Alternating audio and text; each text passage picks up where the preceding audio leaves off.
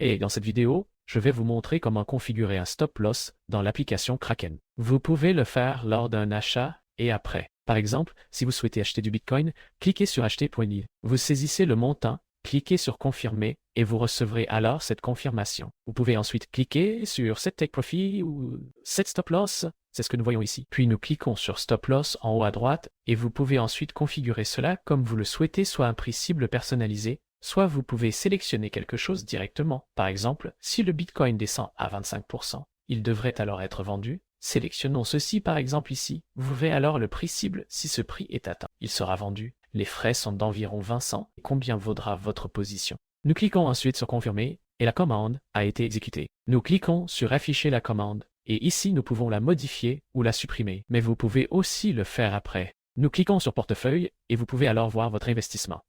Vous cliquez ensuite sur l'investissement pour lequel vous souhaitez fixer un stop loss, par exemple sur Bitcoin. Ensuite, on clique sur Trade, puis sur Sell, et puis au lieu d'immédiatement, on clique sur Immédiatement en haut à droite. Vous pouvez ensuite saisir un prix cible personnalisé, par exemple. Nous allons cliquer dessus, et ensuite nous pourrons le faire glisser vers le bas, comme ceci. Disons qu'il devrait être vendu à environ moins 5%.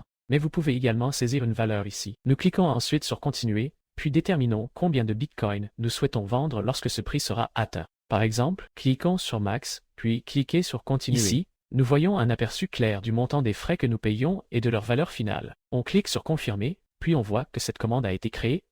Vous pouvez les trouver lorsque vous allez dans vos investissements, puis dans Commandes, et ensuite vous les voyez ici. Vous pouvez cliquer dessus et le modifier à nouveau ici. Et c'est aussi simple que cela de configurer un stop loss dans l'application Kraken. Si cette vidéo vous a aidé, je serais très heureux d'un like et d'un au revoir.